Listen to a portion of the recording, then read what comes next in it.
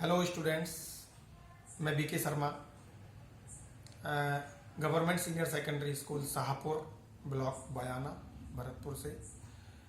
मैं इस lockdown period में आपके लिए हिंदी साहित्य की पुस्तक है सरयू, और उस सरयू की प्रथम लेसन कबीर को लेकर के आपके बीच में उपस्थित हुआ हूँ।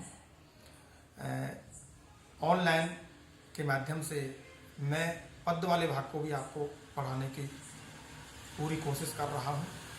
और सबसे पहले आप अपनी पुस्तक निकालें और उसका प्रथम लेसन कबीर को निकालें और हम उसका अध्ययन करते हैं। यस, इस कबीर वाले लेसन में सबसे पहले हमको देखना है कि किस तरह से हिंदी साहित्य में भक्ति काल में दो प्रकार की काव्य धाराएँ चली थीं, जिनमें निर्गुण भक्ति और सगुण भक्ति। तो निर्गुण भक्ति में ज्ञानाश्रय धारा के और प्रेमाश्रय धारा के दो प्रकार के कवि हुए थे। उसमें ज्ञानाश्रय धारा के यशस्वी कवि कबीर हैं और इस शाखा का प्रतिनिधित्व करते हुए ये नजर आते हैं। संत काव्य धारा के प्रवर्तक भी कहलाते हैं। कबीर का जन्म 1398 ईस्वी में काशी में हुआ था। कबीर अशिक्षित थे परंतु बहुश्रुत थे। उन्होंने सुन सुन करके ज्ञान अर्जित किया और जनमन तक उसे पहुंचाया। अभी मैं आपको बताना चाहूँगा, कबीर ने पूरा जीवन संकीर्णता और बाह्य आडंबर और कुरीतियों आदि का विरोध करने में बिता दिया था। उनके द्वारा जिस भाषा का प्रयोग किया गया, उन भाषा में सभी प्रकार के शब्द मिश्रित थे। पंचमेल खिचड़ी उनकी भाषा कहलाती है।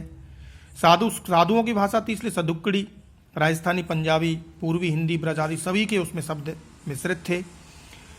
इसीलिए डॉक्टर हजारी प्रसाद द्विवेदी ने कबीर को वाणी का डिक्टेटर कहा था। कबीर क्योंकि अनपढ़ थे तो उनके शिष्यों के द्वारा उनकी वाणी को संकलित करके एक बीजक नाम की पुस्तक में संकलित किया गया। तो एकमात्र उनकी पुस्तक बीजक मिलती है।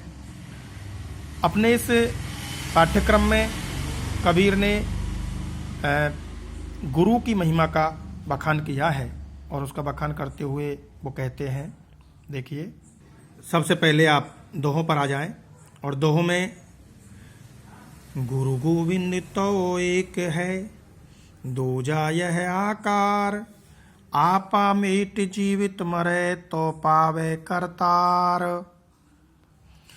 कबीरदास जी कहते हैं कि गुरु और गोविंद में कोई अंतर नहीं है, ये दोनों एक ही हैं। यानी इनकी उपाधि भले ही से भिन्न है लेकिन ये एक ही हैं। दोनों ही चैतन्य रूप हैं और अगर सच्चा शिष्य है वही इस गुरु को प्राप्त कर सकता है, गुरु से साक्षात्कार कर सकता है। और समझो, गुरु से साक्षात्कार हो गया तो साक्षात परमात्मा से साक्षात्कार हो गया।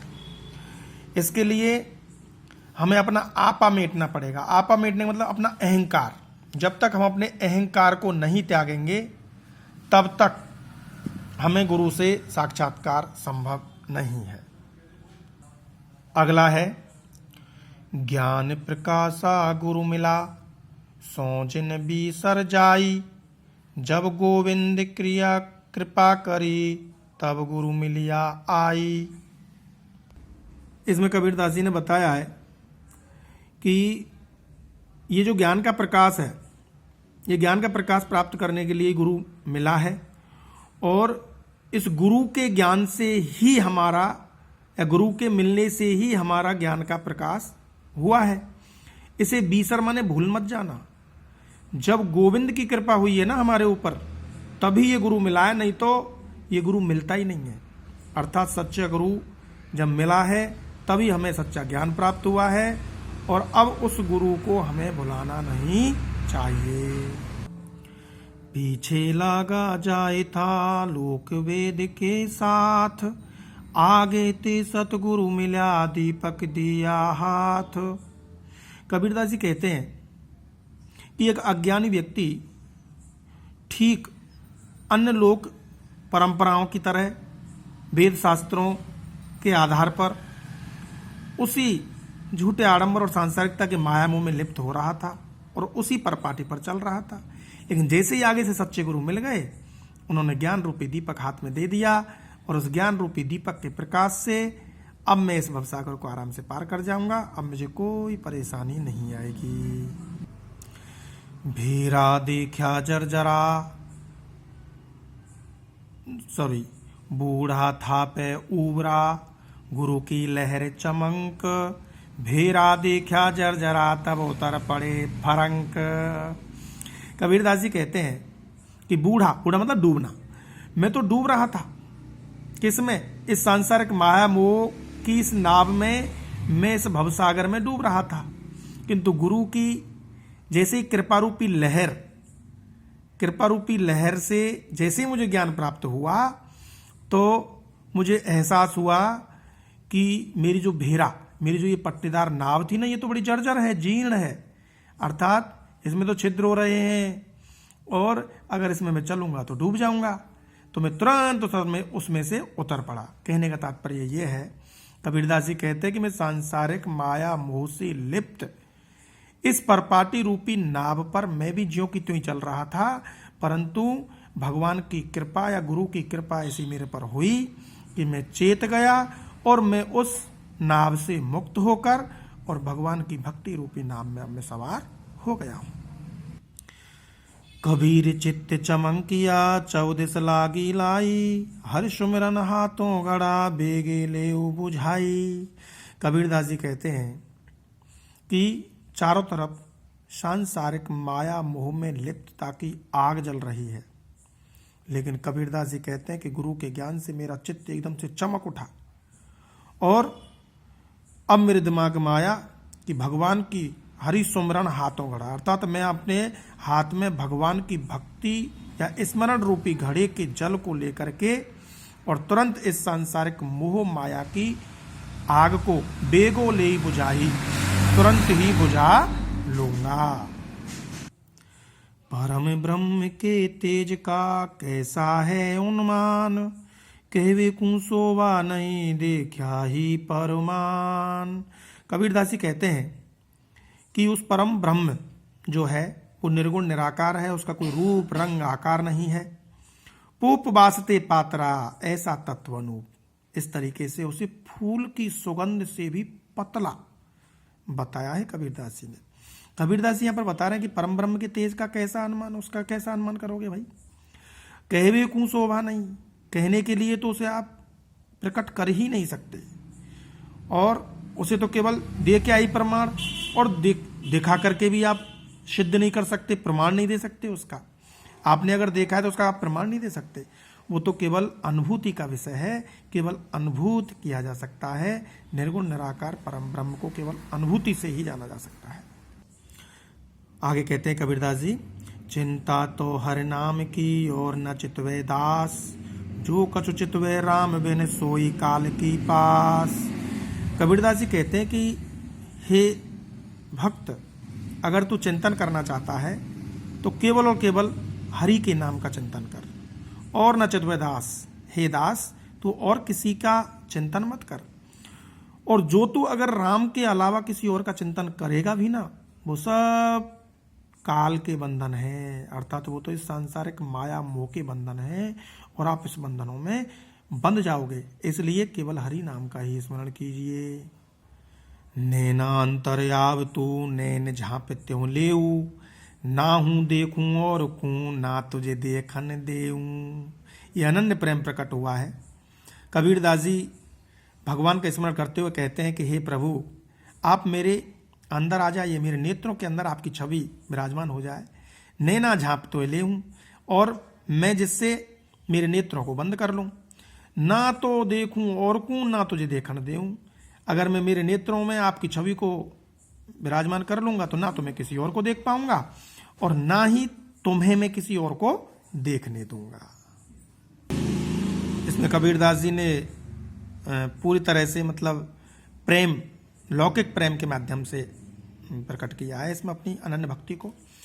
और अगले में देखिए, बहुत दिनन की जोवती बाट तुम्हारी राम, जिव तरसे तुझ मिलन को मन नाही विश्राम। कबीरदास जी कहते हैं विरह वेदना के माध्यम से एक जीवात्मा परमात्मा से मिलन के लिए किस तरह से उत्सुक है, कहते हैं कि बहुत दिनन की जोवती, हे परमात्मा तुमसे मिलने के लिए आत्मा रूपी नायिका बहुत दिनों से जोवती मन राह जो रही है, बाट तुम्हारी राम। जीव तरस है तुझ मिलन को, मेरी जीव आत्मा तुमसे मिलने के लिए तरस रही है और मेरे मन के लिए एक क्षण के लिए भी विश्राम नहीं है। मूरख संग न कीजिए लोहा जल न तिराई, कदली सीप भुवंग मुख एक बूंद तेहूं भाई। देखिए अब तक के दोहों में ये सर्वश्रेष्ठ दोहा में इसे मान सकता हूँ। दृष्टांत इसमें अलंकार है। कबीरदास जी ने कुसंगति से दूर रहने के लिए हमको प्रेरणा दी है इसमें। और क्या कहते हैं, मूर्ख संग न कीजिए, मूर्खों की संगति कभी प्राप्त मत कीजिए, क्योंकि लोहा जो होता है ना वो कभी जल में तैर नहीं सकता, लोहा तो डूबेगा ही डूबेगा। अर्थात आप जैसी संगति में आओगे वैसा ही आपको परिणाम मिलना ही मिलना है। कदली सीप और भुजंग, कदली केला, सीपी और भुजंग, इन तीनों के मुख में आसमान से गिरने वाली जो बूंद होती है ना वो अलग अलग रूप धारण कर लेती है संगति के भाव से। केले में गिर करके कपूर बन जाती है, सीपी के मुंह में गिर करके मोती, और सांप के मुंह में वही जहर बन जाती है। तो ये सब संगति का असर है।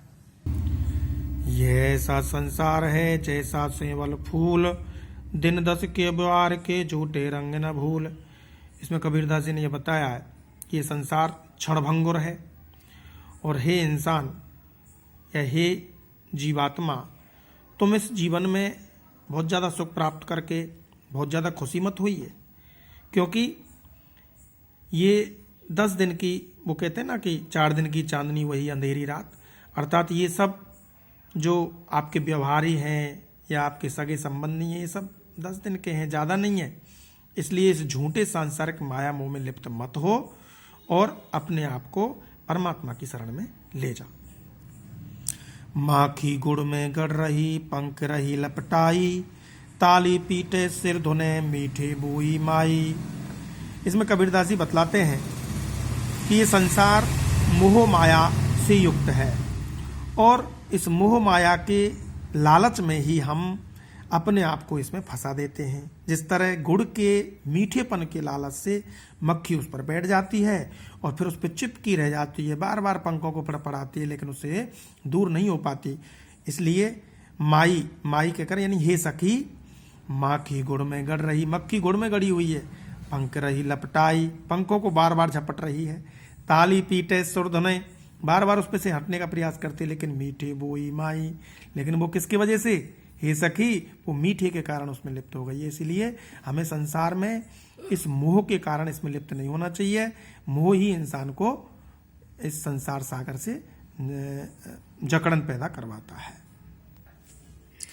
इन सभी दोहों में आप जो विशेष लिखोगे लास्ट में, वो पहले नंबर का विशेष तो ही लिखोगे कि उपयुक्त साखी में कबीरदास जी द्वारा शदुक्कड़ी पंचमेल खिचड़ी भाषा का प्रयोग हुआ है, जिसके कारण कबीर को वाणी का डिक्टेटर भी कहा जाता है। दूसरे नंबर का विशेष लिखोगे कि कबीर निर्गुण ज्ञानाश्रयी धारा के यशस्वी कवि थे और इन्होंने गुरु की महिमा और इस गुरु की महिमा और परमात्मा के निर्गुण निराकार रूप का वर्णन किया है। और तीसरा जो लिखोगे वो लिखोगे दोहा छंद का प्रयोग हुआ है। और चौथे में आप जो भी दोहे की व्याख्या कर रहे हो उसका मूल संदेश एक पंक्ति में व्यक्त कर सकते हैं। धन्यवाद।